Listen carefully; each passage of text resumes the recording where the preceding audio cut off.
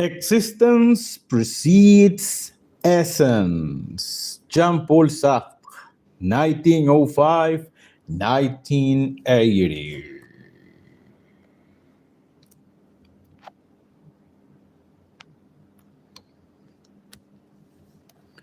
In context, branch, ethics, approach, existentialism. Before 4th century BCE, Aristotle asks the question, how should we live? 1840s, Søren Kierkegaard writes either or, exploring the role played by choice in shaping our lives. 1920s, Martin Heidegger says that what is important is our relationship with our own existence. After 1949, Sartre's friend and companion Simone de Beauvoir publishes The Second Sex, which applies Sartre's ideas to the question of the relationship between men and women, and booze, women, and words. Since ancient times, the question of what it is to be human and what makes us so distinct from all other types of being has been one of the main preoccupations of philosophers. Their approach to the question assumes that there is such a thing as human nature, or an essence of what it is to be human. It also tends to assume that this human nature is fixed across time and space. In other words, it assumes that there is a universal essence of what it is to be human, and that this essence can be found in every single human that has ever existed or will ever exist. According to this view, all human beings, regardless of their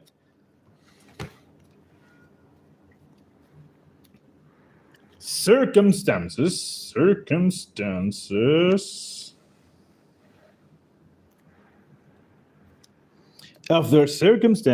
possess the same fundamental qualities and are guided by the same basic values. For Sartre, however, thinking about human nature in this way risks missing what is most important about human beings, and that is our freedom. To clarify what he means by this, Sartre gives the following illustration. He asks us to imagine a paper knife, the kind of knife that might be used to open an envelope.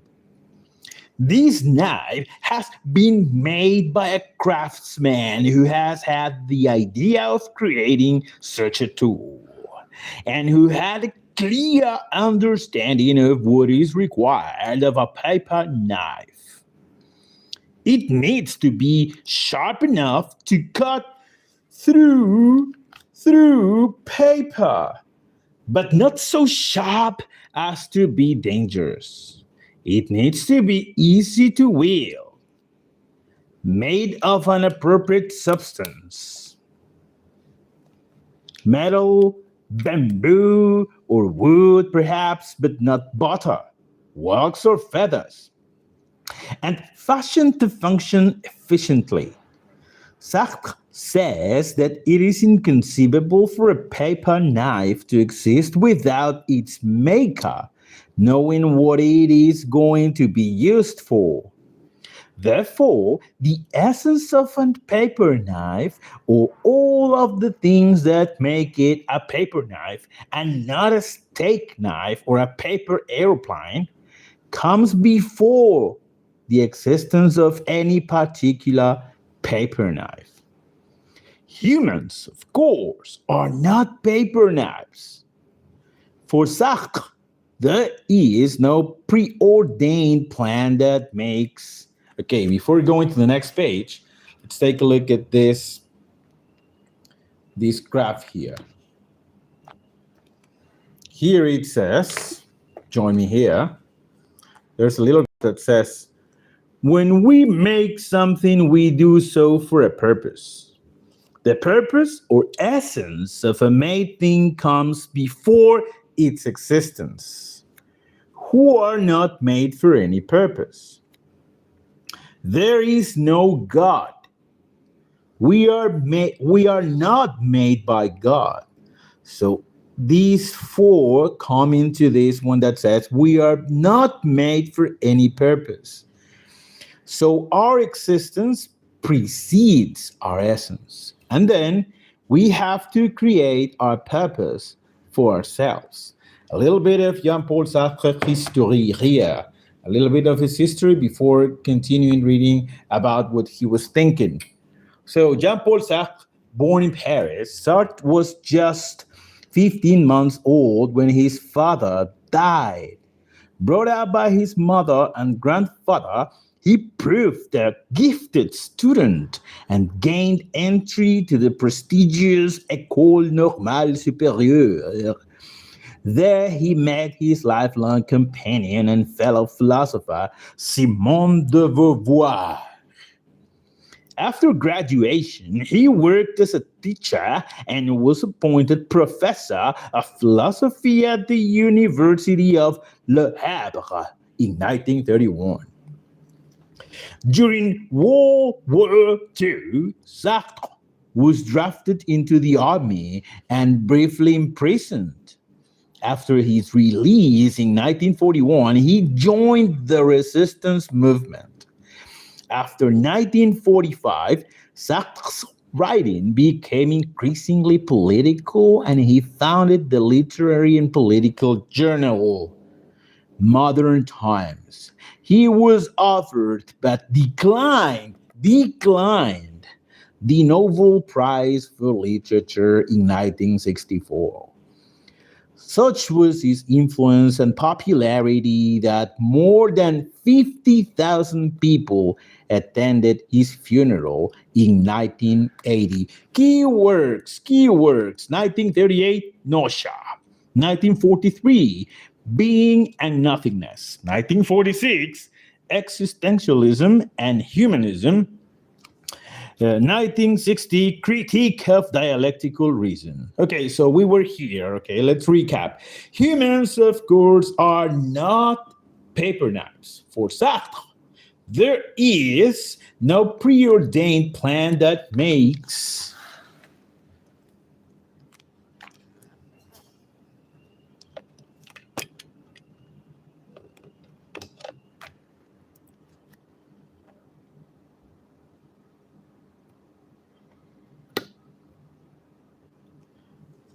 us the kind of beings that we are. We are not made for any particular purpose. We exist, but not because of our purpose or essence like a paper knife does. Our existence precedes our essence. Defining ourselves. That's why we need, guys, to find our purpose in life. We, according to Sartre, don't come with an essence from the beginning, from our beginnings. Defining ourselves. This is where we begin to see the connection between Sartre's claim that existence precedes essence and his atheism, and his atheism. Sartre points out that religious approaches to the question of human nature often work by means of an analogy with human craftsmanship, that human nature in the mind of God is analogous to the nature of the paper knife in the mind of the craftsman who makes it. Even many non-religious theories of human nature, Sartre claims, still have their roots in religious ways of thinking. because they continue to insist that essence comes before existence, or that we are made for a specific purpose. In claiming that existence comes before essence, Sartre is setting out a position that he believes is more consistent with his atheism. There is no universal fixed human nature, he declares, because no God exists who could ordain such a nature. Here, Sartre is relying on a very specific definition of human nature, identifying the nature of something with its purpose. He is rejecting the concept of what philosophers call teleology in human nature, that it is something that we can think about in terms of the purpose of human existence. Nevertheless, there is a sense in which Sartre is offering a theory of human nature by claiming that we are the kinds of beings who are compelled to assign a purpose to our lives, with no divine powers to prescribe that purpose. We must define ourselves. Defining ourselves, however, is not just a matter of being able to say what we are as human beings. Instead, it is a matter of shaping ourselves into whatever kind of being we choose to become. This is what makes us, at root, different from all the other kinds of being in the world. We can become whatever we choose to make of ourselves. A rock is simply a rock. A cauliflower is simply a cauliflower. And a mouse is simply a mouse. But human beings possess the ability to actively shape themselves. Here's a quote from Sartre. First of all, man exists, turns up, appears on the scene, and only afterwards defines himself. Jean-Paul Sartre. Again, the picture of the Caesar here. Let me enclose this for you. There you go. So it is here. The use of or purpose of a tool, such as a pair of scissors, dictates its form. Humans, according to Sartre, have no specific purpose, so are free to shape themselves. Here we have a pair of scissors, ergonomically designed handles for a firm grip, sharp blades to slice effortlessly through any material, precision-made screw for smooth pivoting action.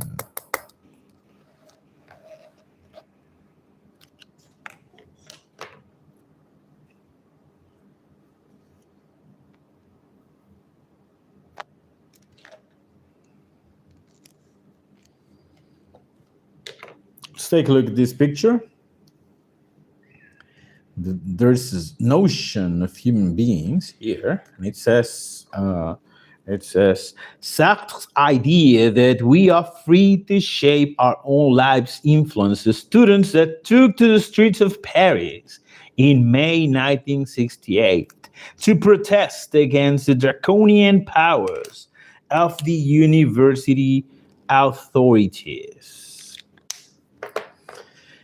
Because Sartre's philosophy releases us from the constraint of a human nature that is preordained, it is also one of freedom. We are free to choose how to shape ourselves, although we do have to accept some limitations.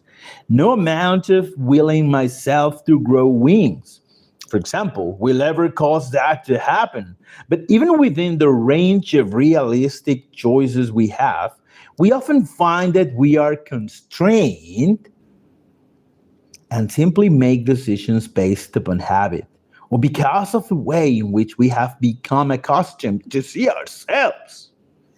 Sartre wants us to break free of habitual ways of thinking, telling us to face up to the implications of living in a world in which nothing is preordained. To avoid falling into unconscious patterns of behavior, he believes we must continually face up to choices about how to act. Responsible freedom. By making choices, we are also creating a template for how we think human life ought to be.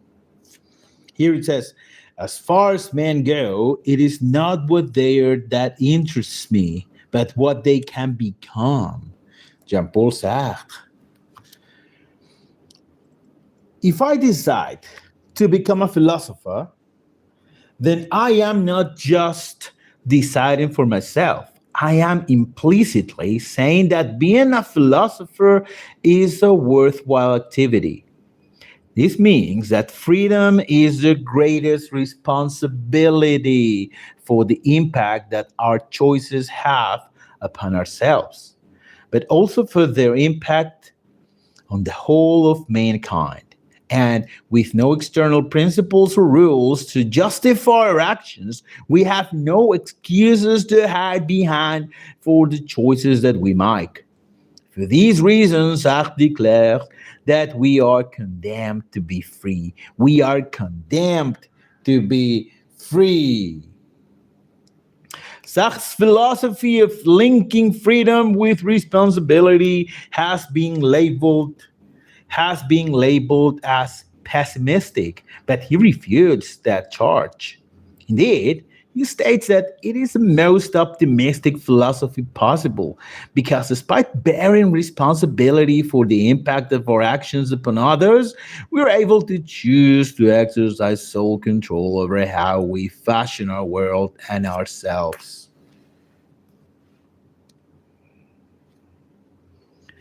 Sartre's ideas were particularly influential on the writings of his companion and fellow philosopher Simone de Beauvoir, but they also had a marked impact on French cultural and daily life. Young people, especially, were thrilled by his call to use their freedom to fashion their existence. He inspired them to challenge the traditionalist authoritarian attitudes that prevailed in France in the 1950s and 1960s. Sartre is cited as a key influence on the street protests in Paris in May 1968, which helped to bring down the conservative government and herald a more liberal climate throughout France. Engagement with political issues was an important part of Sartre's life. He is constantly changing affiliations as well as his perpetual movement between politics, philosophy, and literature are themselves perhaps testament to a life lived in the light of the idea that existence precedes essence. Thank you so much, guys. Thank you. Now we are going to take a look at some history. Yes. So this was the philosophy book. And now we are going to get some, as the title says, history. Hi, Cherry Fana, Akars, Michelle. Guys, nobody. Thank you. Okay. There's a picture of a known guy, right? So, join me with this reading. The American Civil War, 1851, 1865. Sorry, 1861, 1865. So, let's start with this. The American Civil War was a conflict between the northern states of the USA Union, who wished to maintain the United States as one nation, and the southern states, the Confederacy, who had seceded from the Union. The war lasted 4 years and cost more than 600,000 lives. 600,000 lives. There were many reasons for the conflict, including growing cultural differences and economic disparities between North and South, and arguments over the division of power between federal and state governments. However, the most important cause was the long standing disagreement over slavery. Long standing over slavery. A nation divided. Divided. The economy of the 11 southern states depended on slavery. Southerners used slave labor to produce their crops, especially cotton, and some 4 million slaves of African descent worked on their farms and plantations and in the towns and cities. From the early 19th century, small yet vocal lobby had emerged. Vocal lobby had emerged. Let me take a nice shot at this. What do you reckon? This is good, right? Sorry about that. Okay, should be good. In the North, calling for the abolition of slavery. Already illegal in the North, the abolitionists managed in the 1820 Missouri Compromise to extend the ban to the new states of the Louisiana Purchase, except Missouri. For many, this seemed to settle the issue, but it flared up again with the annexation of the new territories from Mexico in the West. Abolitionists demanded slavery be banned there also, while Southerners, keen to expand into these areas, pressed government to permit it. An 1850 compromise declared California a free state, while allowing the other territories to decide on the issue for themselves. Further decisions chipped away at the Missouri Compromise. The Missouri chipped away at the Missouri Compromise, thereby extending the rights of slaveholders. The 1854 Kansas-Nebraska Act permitted slavery in those two states, and in the 1857 Dred Scott case, the Supreme Court ruled that Congress could not, after all, prevent slavery in their territories. Outraged abolitionists formed the Republican Party in order to further their cause. Abraham Lincoln, Republican candidate in the 1860 presidential election, was opposed to slavery and against its extension to new territories. So we have a picture here of the so-called man, Abraham Lincoln, 16th president of the United States, photographed in November 1863. There you go. Turn the page, flip the page. New page. I think that's a great take there. On his election, 7 southern states immediately seceded from the Union, forming themselves into the Confederate States of America and electing Jefferson Davis as their president. The 4 remaining slave states joined them when the Civil War started. Progress of the war. War broke out on 12 April 1861 when Confederate forces attacked Fort Sumter, a federal army post in South Carolina. Lincoln, who viewed the secession as illegal and the preservation of the Union as his duty, took this as a declaration of war.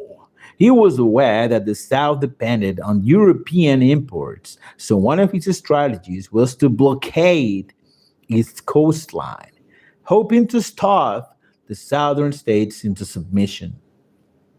He also wished to take the Confederate capital, Richmond, Virginia. The Confederate generals, notably Robert E. Lee, proved superior to their Union counterparts. However, and the South won several victories in 1861, 1862, preventing Union forces from capturing Richmond and the key town of Fredericksburg. Fredericksburg. In September 1862, the Confederates went on the offensive with an invasion of Maryland, but were forced to retreat at the Battle of Antietam, Sharpsburg. This first Union victory encouraged Lincoln to issue his Emancipation Proclamation, freeing all slaves in the Confederacy. The proclamation gave a moral focus to the Union cause and encouraged the recruitment of African American soldiers. By the war's end, 1886,000 of them had served in Union armies. It was only gradually that Southern slaves felt the proclamation's impact as Northern armies moved southwards. Meanwhile, Confederate armies under Robert E. Lee continued to be successful, winning the Battle of Fredericksburg, December 1862, and Chancellorsville, April 1863. In June, Lee's army swung north into Pennsylvania. At Gettysburg, it suffered its first major defeat, a battle that proved the turning point of the war. Victory for the North. That's great news, guys. That's great news. Victory for the North. By 1863, the North's greater manpower and economic resources were beginning to tell. The South never fully recovered from its losses at Gettysburg, and it proved its last major offensive. To make matters worse, in 1862, Union armies under Ulysses Grant had seized control of the Mississippi River, splitting the Southern forces in two. As 1863 progressed, Confederate forces were driven out of Tennessee back into Georgia. In 1864, bloody campaigns in Virginia, Georgia, and the Carolinas further depleted the South's human and material resources and caused great devastation and famine in the region. On 9th April 1865, the South surrendered. Great news, right? Lincoln was assassinated 5 days later, yet his place in history was already assured. He had preserved the United States as one nation and freed the slaves. Shortly afterwards, Congress passed constitutional amendments abolishing slavery and giving African Americans U.S. citizenship. The cultural divide between North and South remained, however, and the Civil War had added an extra legacy of bitterness. Furthermore, racial discrimination continued, and the civil rights of African Americans would not be fully recognized for another 100 years. That's a sad story. So, a little bit of a timeline here. 18, to recap, 1854, the Kansas-Nebraska Act repeals the Missouri Compromise and sparks a war between abolitionists and pro-slavers. 1857, the Dred Scott decision outlaws restrictions on slavery in the territories. January 1861, Abraham Lincoln becomes U.S. President. April 1863, the Civil War begins. January 1863, the Emancipation Proclamation is signed, liberating slaves in the Confederacy. July 1863, the Union Army defeats the Confederate Army at Gettysburg. This is key. April, this is a key fact here. April 1865, Richmond falls. The Confederates surrender at Appomattox. 1865, the 13th Amendment to the U.S. Constitution abolishes slavery. That was it for today, guys. Thank you for being there. Thank you for your likes, for your hearts, and most of all, for your attention. I will see you shortly with some more good news. Thank you so much.